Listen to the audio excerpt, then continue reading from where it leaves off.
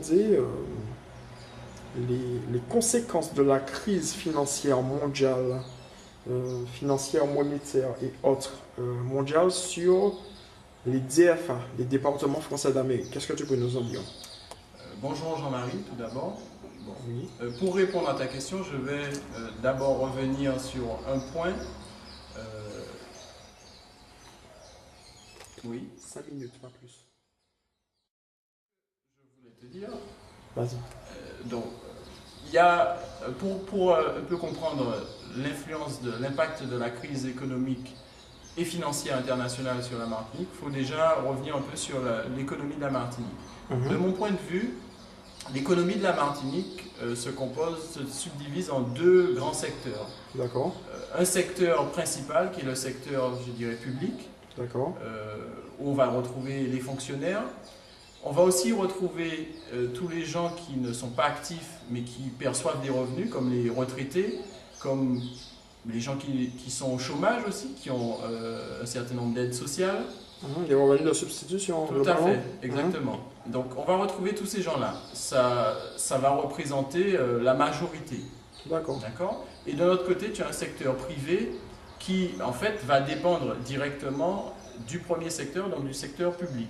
On va retrouver la grande distribution, le secteur des services, la production agro-industrielle.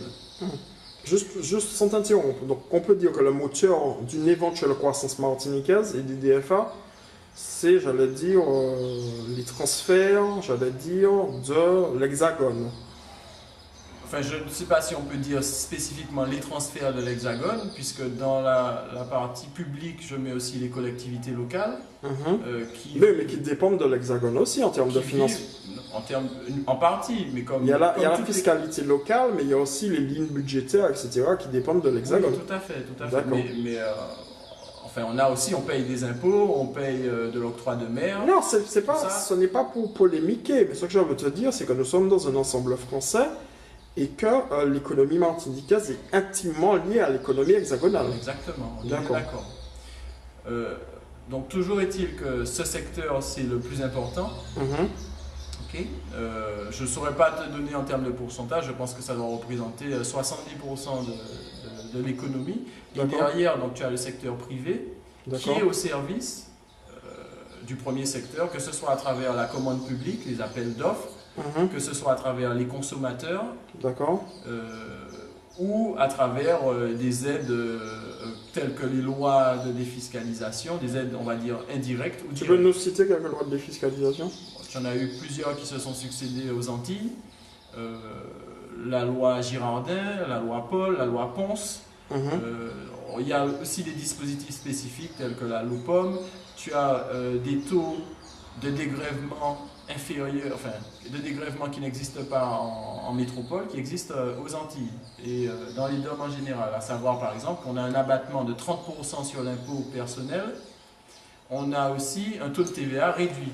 Bref, tout ça pour dire que le secteur public, au sens global, est ce qui porte l'économie de la Martinique. Bon, on va faire le plus court possible, parce que c'est vrai que tu aurais pu... Je viens à la conclusion, en fait. D'accord. À savoir que, comme je t'ai dit, tu m'as posé la question de savoir quel était l'impact.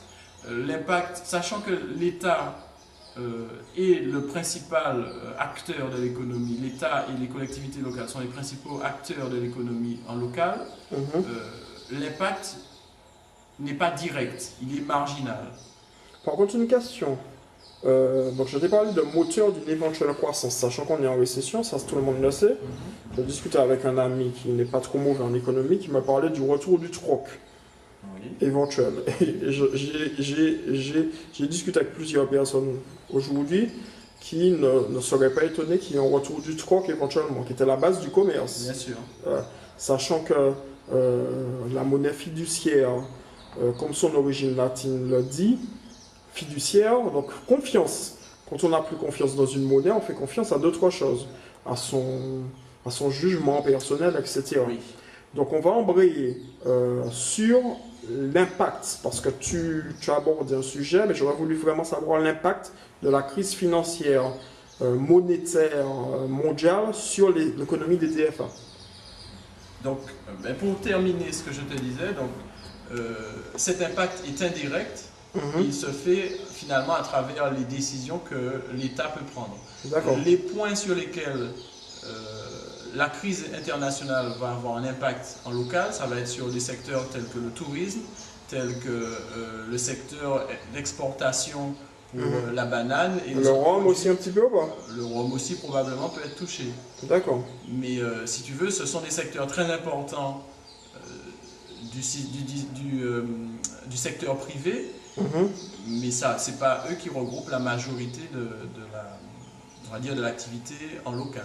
Alors, penses-tu qu'à la Martinique, j'ai entendu récemment que l'Irlande, qui était un monstre économique avec des taux de croissance entre 7 et 10%, un taux de chômage inférieur à 4%, c'est-à-dire plein emploi globalement, parce qu'il y a un taux de chômage incompressible, on va dire. Est-ce que tu penses que la Martinique a été durement touchée par la crise mondiale au niveau macroéconomique général, quoi? Globalement, comme je te l'ai dit tout à l'heure, je pense que l'impact est indirect. L'impact va se faire donc, à travers l'économie, mais à travers d'autres points, par exemple l'accès au financement. Je n'invente rien, les banques, à la suite de la crise financière, ont réduit l'accès au financement. Il y a beaucoup de gens qui comptaient soit acheter une maison ou faire un prêt tout simplement, qui ont été bloqués, tout à fait. Encore plus en Martinique. D'accord. On va aborder un petit sujet qui fasse, mais ce n'est pas pour polémiquer. Est-ce que tu penses, toujours dans le contexte de crise, que les 40% des fonctionnaires ont des tendances inflationnistes? Tu me parles purement au niveau économique, je ne te demande pas de rentrer dans un débat politique. À ton avis? Je pense qu'il peut y avoir des... C'est une tendance. Maintenant, je pense aussi que l'inflation